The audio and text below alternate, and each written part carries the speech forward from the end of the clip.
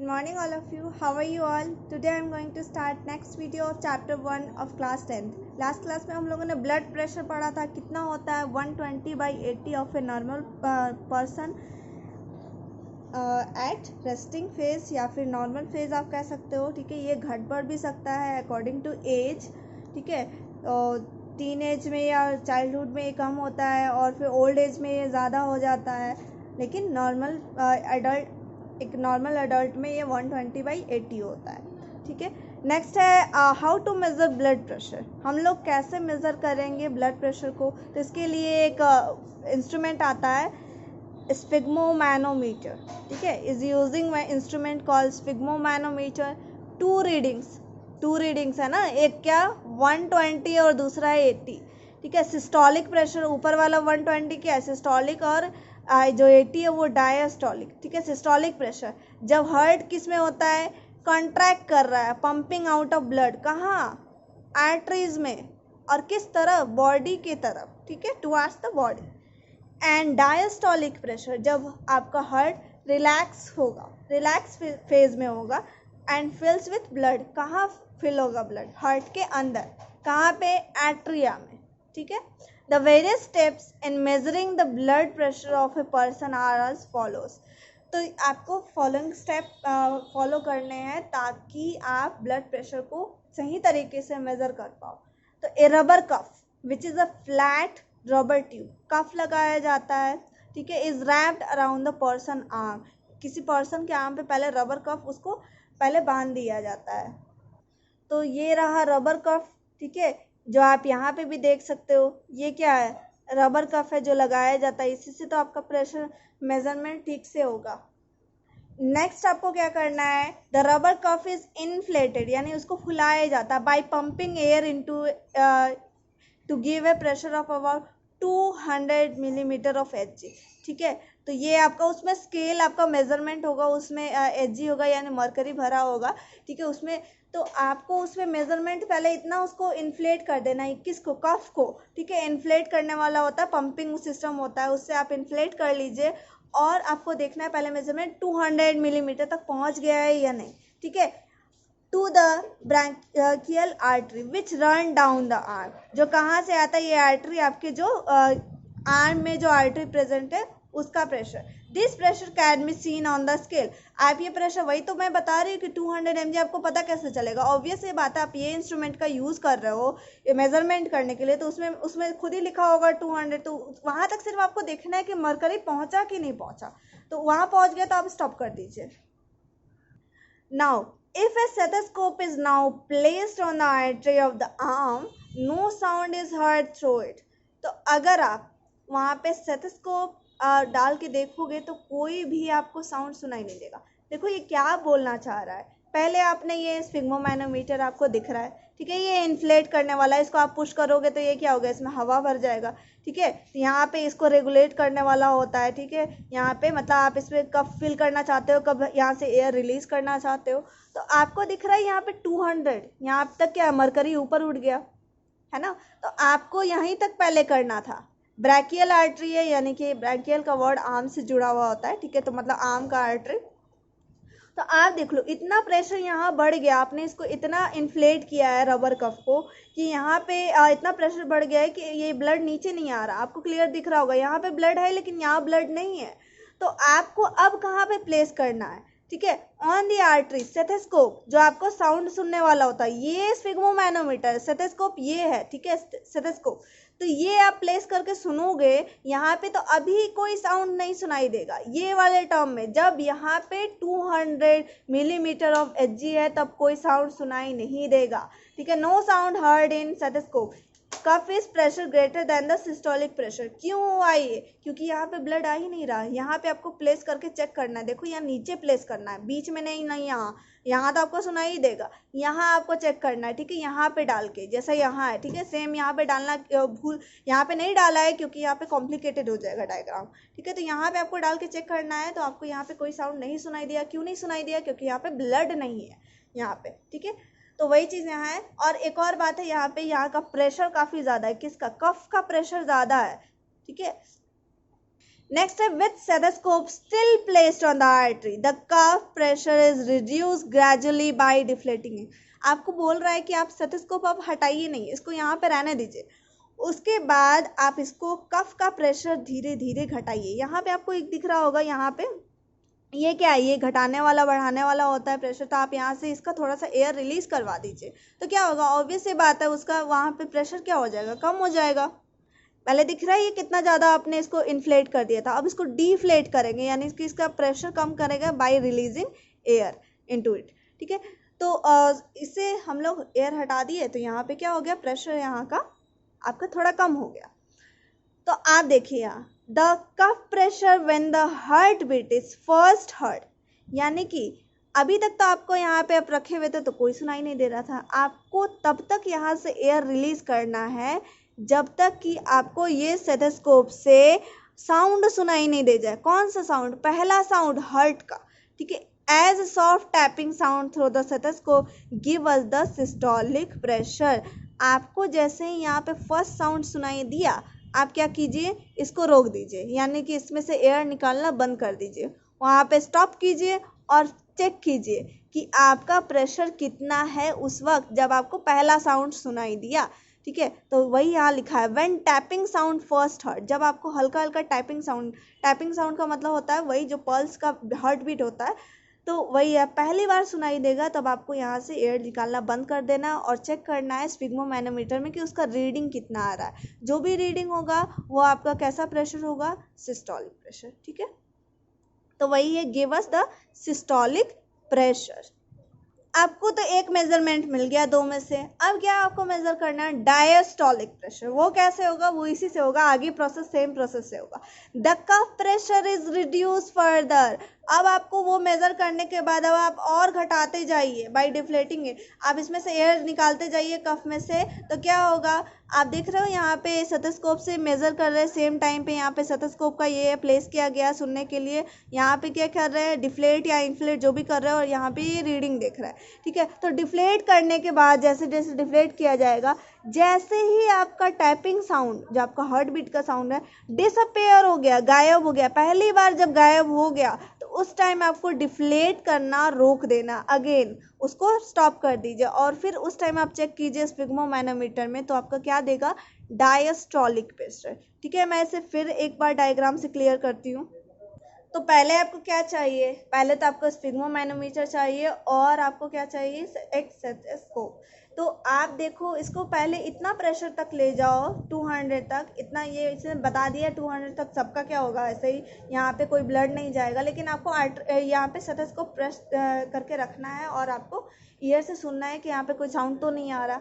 धीरे धीरे क्या करना है, आपको यहाँ से प्रेशर कम करना है, प्रेशर घटाते जाना है। कैसे घटेगा, तो यहाँ से एयर रिलीज कराएंगे, तो जैसे ही आपका पहला साउंड सुनाई देगा, वो कौन सा प्रेशर होगा, सिस्टोलिक प्रेशर। ठीक है, तो वो आपने देख लिया। अब आपको क्या करना है, फिर से आप इसमें से एयर निकालते जाइए, प्रेशर कम करते जाइए। जैसे ही पहली बार आपका साउंड खत्म हो गया, साउंड आना बंद हो गया, तो उस टाइम आप फिर रोक के देखिए, तो उस टाइम का जो प्रेशर होगा वो क्या होगा, डायस्टोलिक प्रेशर। ठीक है, आई होप आपको क्लियर हो गया होगा। ये कोई भी कर सकता है, ये काफ़ी आसान तरीका है ब्लड प्रेशर मेजर करने का। शर्त ये है कि आपके पास दोनों इंस्ट्रूमेंट होना चाहिए, स्फिग्मोमैनोमीटर और स्टेथोस्कोप। नेक्स्ट है, the above observation can be explained as follows.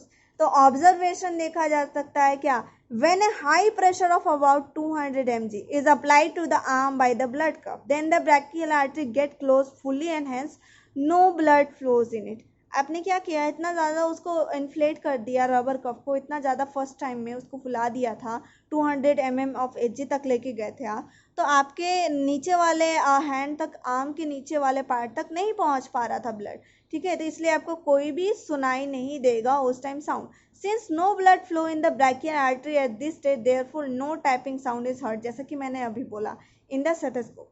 लेकिन जैसे जैसे आप उसमें प्रेशर कम करते जाओगे, pressure is reduce and become equal to the systolic pressure, और जैसे ही ये सिस्टोलिक प्रेशर के इक्वल हो जाएगा, the brachial artery open up slightly, तो आपका क्या होगा, जो आर्टरी खुल जाएगा। सिस्टोलिक प्रेशर के इक्वल होगा तो आर्टरी, वैसे आर्टरी खुल खुला का मतलब क्या हुआ, ओपन हो।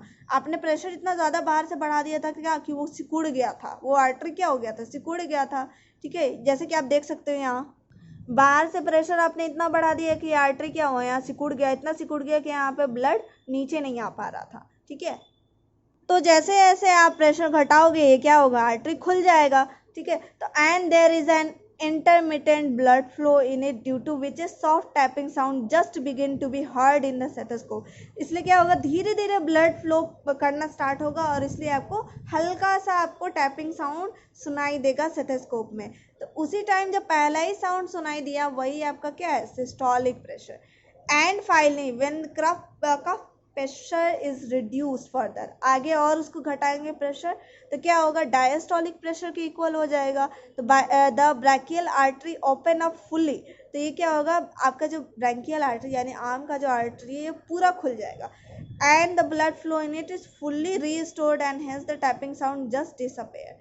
ठीक है, तो यहाँ पे क्या हुआ, आपने इतना प्रेशर घटा दिया कि आपको पूरा जो ब्रैकियल आर्टरी है पूरा खुल गया। तो इस टाइम का जो प्रेशर होगा वो क्या होगा, आपका डायस्टोलिक प्रेशर। तो इस टाइम आप, क्योंकि इस पे कोई उतना ज़्यादा बाहर से प्रेशर नहीं लग रहा है तो ये फ्रीली मूव कर रहा है, इस टाइम का जो प्रेशर है वो डायस्टोलिक प्रेशर है, यानी हार्ट जब रिलैक्सेशन फेज में होता है तब का। सो वही यहाँ इस टाइम क्या होता है, टैपिंग साउंड गायब हो जाता है। तो ये इस टाइम का प्रेशर क्या होगा, डायस्टोलिक प्रेशर। ठीक है, आई होप आपको क्लियर हो गया होगा। नेक्स्ट है how do food and oxygen reach body cells, body cells तक कैसे पहुंचता है फूड और ऑक्सीजन।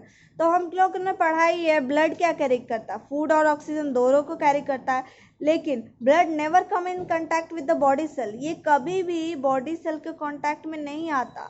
ठीक है, ब्लड सेल्स बोल रहा है। ठीक है, ब्लड कभी भी कांटेक्ट में नहीं आता, सिर्फ क्या ट्रांसफर होता है, फूड और ऑक्सीजन ट्रांसफर होता है। ये नहीं कि ब्लड निकल के सेल के अंदर चला गया, ऐसा नहीं होता है। ठीक है, मान लिया जाए यह क्या है, ये कैपिलरीज है, यहाँ सेल है, तो कैपिलरीज के अंदर ब्लड फ्लो हो रहा है, साथ में क्या फूड और ऑक्सीजन भी फ्लो हो रहा है, लेकिन ऐसा नहीं होता कि ब्लड यहाँ से निकल के इस सेल के अंदर चला गया तब जाके देता है, नहीं। ये क्या होता है, काफ़ी क्लोज होता है सेल के पास, तो ब्लड क्या करता है, जस्ट यहाँ पे छोड़ देता है इसको, किसको, फूड और ऑक्सीजन अगर देना हुआ था ये डायरेक्ट सेल के अंदर जाता है, तो ब्लड नहीं जाता सेल के पास। ठीक है, क्या जाता है, फूड एंड ऑक्सीजन, ये सब ट्रैवल करवा देता है। So how do food and oxygen get from the blood to the body cell where they are needed, जहाँ ज़रूरत होता है वहाँ कैसे पहुँच जाता है हर एक चीज़, फूड एंड ऑक्सीजन। तो this happen with the help of plasma.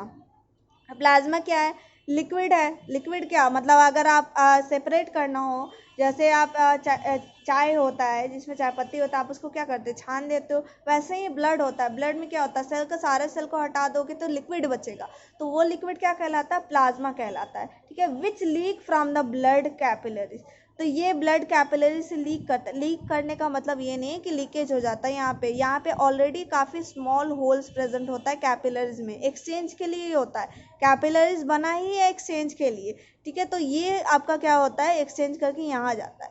ठीक है, अराउंड द बॉडी सेल, सारे बॉडी सेल्स के अंदर, this plasma which leak out from the blood capillaries is called tissue fluid. Simple सी बात है, मतलब इतना बोलने की ज़रूरत नहीं है। आप क्या बोल सकते हैं, प्लाज्मा को टिश्यू फ्लूइड भी बोल सकते हैं। क्यों, क्योंकि ये टिश्यू के अंदर भी जा रहा है, यानी सेल के अंदर भी जा रहा है।